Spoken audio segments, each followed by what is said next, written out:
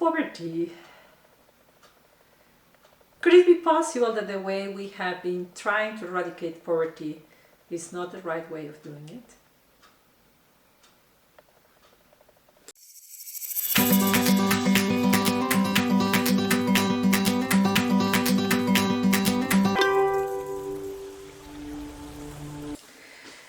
Dr. Prahalad has written this amazing book, The Fortune at the Bottom of the Pyramid.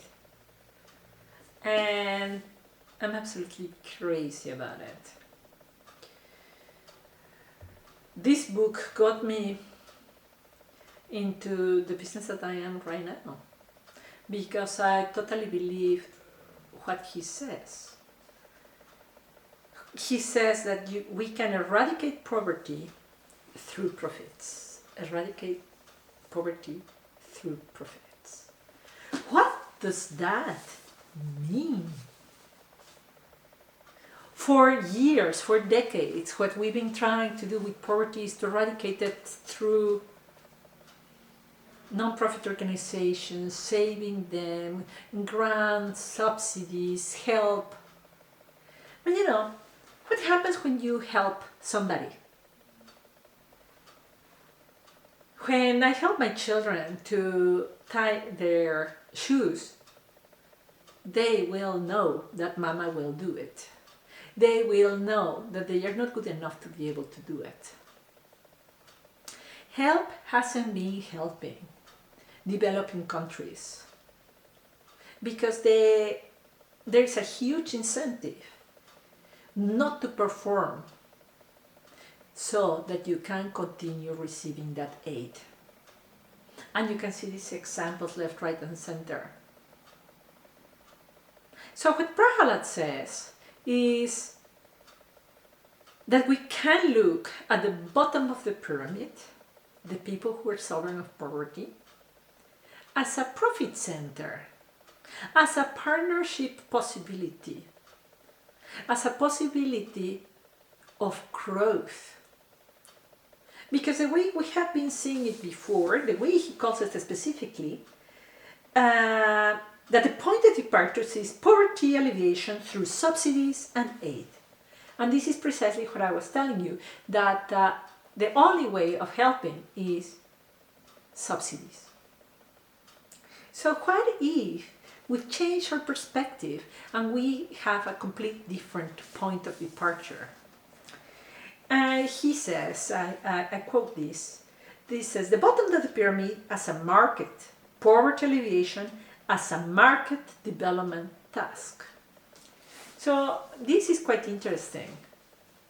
And this reminds me a story that is a myth, is a legend, but I really see it for any business, this possibility. Imagine that you have a factory of shoes and you have 2 marketeers and you send them to this poor country.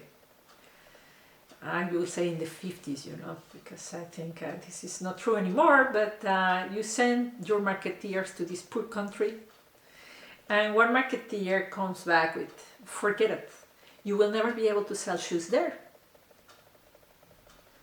And the other one comes back, it's amazing, the possibility. What did they see? That nobody was wearing shoes there.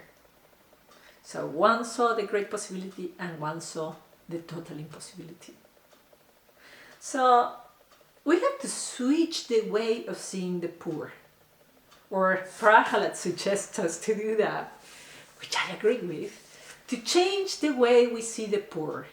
Instead of being somebody inferior who needs help, to somebody equal who we can do business with. What do they need, the poor?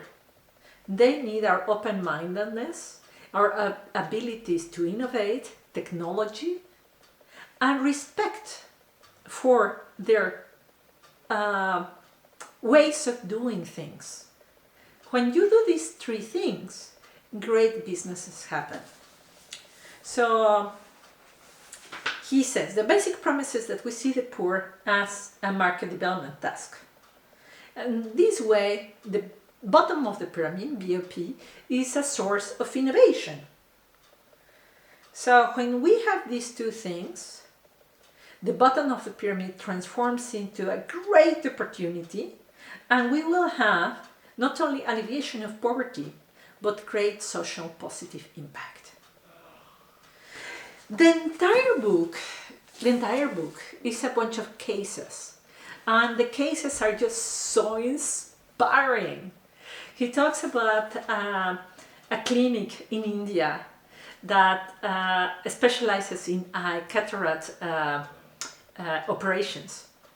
And he talks about the economies scale of the scope, that the doctors become so proficient with it that they just have a great success. They talk about a very big shop in Brazil, in Bahia, how they are selling to the poor and allowing them to own more things. But of course, as a Mexican, the case that really makes me really happy that he mentions here is the case of Cemex. Cemex is an amazing company. Is Cementos de Mexico. They are big forever. And in 1995, there was a financial crisis in Mexico. And you could say, financial crisis problem. How can we sell to anybody? So their big problem was that many construction companies went bankrupt. So they couldn't sell cement to these big shops. The construction stopped. And they basically did what Prahalad said. What if we sold to the poor? So they started analyzing the case, and they started analyzing who are the poor. And you know, this analysis is all over the world quite similar. You have men and women who are poor. And the women are mothers. The women care. Mothers caring, children, housing. What if Cemex target those mothers? That's what they did. They went and had conversations with them, and they saw their way of saving, their way of spending, and they create a program in which they will sell them a little bit of cement, a little bit of construction material, and the women will pay a little bit, and they will get a little bit of product, and they will pay a little bit, and it was done in teams, because there is this thing that we call it tanda in Mexico.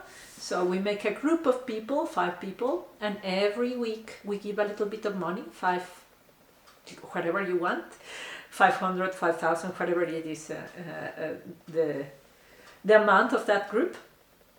And every week a different person of the group gets the accumulation of everybody. Every week somebody gets the tanda, the addition of everybody. And with that money, then that week, that person got the products. So the program was more complex than that, included many other elements. But the gist of it is that Cemex changed the perspective from these big shots are not buying from me, it's a disaster, it's the end of the story, to we can be selling to a very different market. And it was amazing because it was highly beneficial to Cemex, because they made money with that. And it was a great social impact, because these women, these families, got better housing in the time of financial crisis, because Cemex actually supported them. Of course, Cemex did a lot of things to make this happen. Create that very good customer service, talk to them, see how they could help them, how could train them to use the products, etc. And as I told you,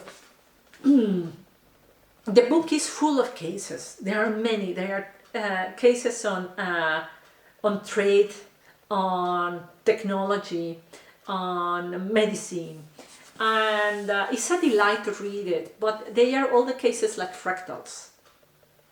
If the company is able to see the poor instead of weak and needy into powerful partners who you can do business with, the relationship changes.